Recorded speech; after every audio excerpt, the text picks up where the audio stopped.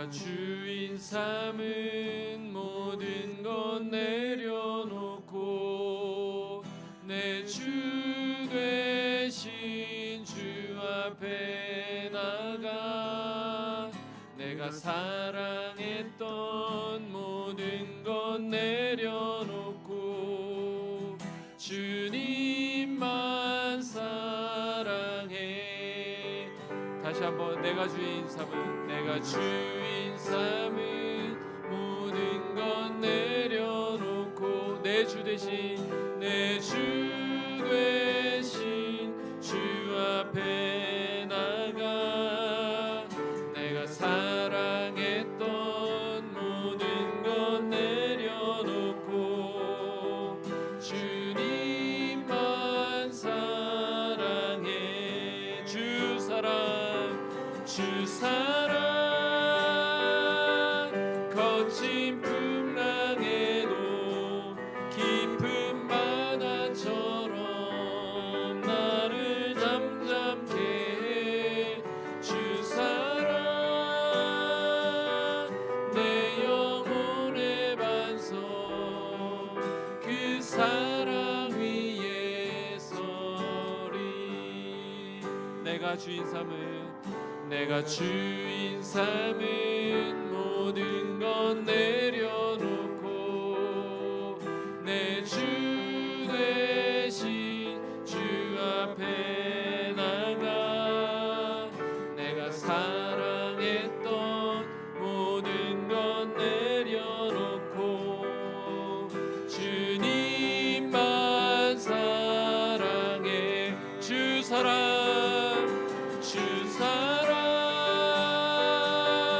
거친 풍랑에도 깊은 바다처럼 나를 잠잠케 해. 주 사랑 내 영혼의 반석 그 사랑 위에 서리. 한 번 더 고백하겠습니다. 주 사랑 거친 풍랑에도 깊은 바다처럼 나를 잠잠케 해. 주 사랑 내 영혼의 반석 그 사랑 위에 서리. 아멘. 오늘 말씀은 빌립보서 4장 9절 한 절 말씀입니다. 너희는 내게 배우고 받고 듣고 본 바를 행하라. 그리하면 평강의 하나님이 너희와 함께 계시리라. 아멘. 평강은 하나님의 선물입니다. 평강은 주님의 백성들에게 주어지는 가장 큰 복 중의 하나이고요. 하나님의 백성됨을 나타내는 가장 큰 증거 중의 하나입니다. 왜냐하면 우리가 믿는 하나님은 평강의 하나님이시기 때문입니다. 그리고 하나님의 나라는 로마서 14장 17절에 의하면 평강의 나라라고 말씀하고 있습니다. 그러면 모든 그리스도인이 다 이 평강을 누리고 있는 것일까? 아니라는 것이죠. 오늘 본문에 보면 평강의 하나님을 누리는 데는 조건이 붙습니다. 참 놀랍죠? 성경이 말하는 복에는 조건이 따른다는 것입니다. 하나님의 사랑은 물론 무조건적입니다. 그러나 하나님의 복은 조건적입니다. 애통하는 자가 복이 있고요. 온유한 자가 복을 받습니다. 평강의 복도 마찬가지입니다. 너희는 내게 배우고 받고 듣고 본 바를 행하라 라는 것을 앞에 먼저 말씀하십니다. 이것이 조건입니다. 그리하면, 그 말이 나오죠. 그리하면 평강의 하나님이 너희와 함께 계시리라. 하나님이 함께 하시겠다라는 그 약속을 해주십니다. 자, 빌립보 교회 교인들은 바울 사도로부터 직접 가르침을 받은 자들입니다. 바울로부터 복음을 듣고 바울이 하는 말과 또 바울의 간증을 들었고 바울이 살아가는 삶을 옆에서 지켜보았습니다. 바울은 빌립보 교인들에게 그대로 행하면, 너희들이 본 그대로 행하면 평강의 하나님이 함께해 주실 것이라고 약속하고 있습니다. 바울 자신 스스로가 예수 그리스도를 본받는 삶을 살고 있었기 때문에 바울을 본받는 것이 곧 주님을 닮는 것이었습니다. 자, 그러면 오늘을 살아가는 우리, 바울을 만나본 적이 없는 우리들은 이 말씀을 어떻게 적용하면 되겠습니까?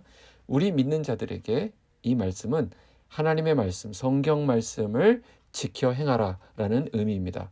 즉, 말씀을 배우고 듣고 말씀을 받고 듣고 읽어본 바를 그대로 행하라는 것입니다. 그럴 때 어떤 약속이 주어집니까? 그대로입니다. 평강의 하나님이 함께 해 주신다는 약속입니다. 다시 한번 정리합니다. 평안은 하나님 말씀대로 사는 자에게 주시는 약속입니다. 우리 모두는 평안을 원합니다. 그러나 문제는 사람들이 평강의 하나님과의 관계를 거부한 채 외부적인 조건으로 평강을 하려는 데 있다는 것입니다. 참 평강은 예수를 믿음으로서만 시작됩니다. 그리고 그 평강을 계속 유지하려면, 계속 누리려면 하나님과 올바른 관계가 맺어져야 하는데, 그것이 바로 어떻게 하면 하나님과 올바른 관계가 맺어집니까? 바로 하나님 말씀에 순종하는 것입니다. 말씀을 가까이 하고 그 말씀 앞에 순종하는 것, 이것이 하나님과 올바른 관계에 있는 것입니다. 아담을 한번 보십시오. 아담이 하나님 말씀을 순종하기를 거부하고 하나님이 먹지 말라고 한 그 실과를 먹었을 때 그와 평강의 하나님과의 관계는 깨어지고 말았습니다. 그는 평강의 하나님이 계신 곳으로부터 추방되었고 그때로부터 인류는 불안 속에 살아야만 했습니다. 평강이 없는 삶을 살게 된 것입니다. 다윗을 생각해 보시기 바랍니다. 다윗은 날마다 승승장구하고 또 왕으로서 모든 평안을 마냥 누리며 살았을 것으로 생각하지만 그렇지 않습니다. 그도 언제 평강이 없었느냐? 범죄를 저질렀을 때는 평강이 깨지고 말았습니다. 그는 뼈가 꺾이는 것 같은 고통 속에 지내야 했습니다. 시편 51편을 보면 다윗의 그 뼈를 깎는 참회가 나옵니다. 다윗은 어떤 사람이었습니까? 하나님이 사랑하시던 자였고 하나님이 다윗에게 특별한 언약도 주셨고 하나님의 특별한 사랑이 그에게 임했던 사람이었습니다. 하지만 그에게 평안이 보장된 것은 그가 단지 다윗이기 때문에 그런 것이 아니라 그가 하나님이 보장하시는 평안의 영역 안에 있었기 때문입니다. 평안의 영역을 벗어나는 것, 즉 범죄에 빠지게 되면, 죄에 가까이 하게 되면 이 평강을 깨뜨리게 됩니다. 하나님과 가까워지면 가까워질수록 평안과 가까워지는 길이고 하나님과 올바른 관계에 있을 때 우리에게 비로소 평안이 보장됩니다. 오늘 본문은 아주 짧은 구절이지만 매우 중요한 말씀을 우리에게 교훈하고 있습니다. 오늘 빌립보 교회의 상황이 어떻습니까? 핍박이 갈수록 노골화되고 있습니다. 바울은 언제 처형될지 모르는 그런 상황 가운데 놓여 있습니다. 그때 바울은 사랑하는 빌립보 교회 교인들을 더 이상 돌볼 수가 없는 것이죠. 자, 이런 상황 속에서 바울은 하나님 말씀대로만 살면 아무 일도 일어나지 않을 것이다. 모든 게 잘 될 것이다. 라고 말한 것이 아니라 하나님 말씀대로 살면 뭐라고 합니까? 평강의 하나님이 너희와 함께 계실 것이다. 라는 약속을 하고 있습니다. 하나님 말씀에 순종하는 삶에는 기본적으로 하나님의 평강이 따라갑니다. 평안을 유지할 수 있는 환경도 물론 허락하실 것입니다. 하지만 평안한 환경이 깨지고 불편한 환경이 주어진다 할지라도 그에게는 평강의 하나님이 함께 계신다는 것입니다. 그래서 그 마음을 지켜주시고 그 불편한 환경을, 그 불안한 환경을 뛰어넘을 수 있는, 감당할 수 있는 힘도 공급해 주십니다. 그리고 그 사람으로 하여금 평강의 하나님이 그런 환경 속에서 그를 어떻게 지켜주시는지를 이 세상 가운데 증거하게 하십니다. 결론입니다. 성경은 우리에게 평안한 환경을 약속하신 것이 아니라 무엇을 약속하고 계십니까? 평강의 하나님을 약속하고 있습니다. 우리가 하나님 말씀에 순종하며 살면 이 평강의 하나님이 우리와 함께합니다. 말씀 순종하는 자에게는 평안한 환경이든 불평안한 환경이든 어떤 문제가 앞에 놓여있든 그것이 우리를 흔들 수 없습니다. 말씀에 순종하고 살 때 평강의 하나님이 지켜주시는 자로 이 세상 가운데 우리가 드러나게 될 것입니다.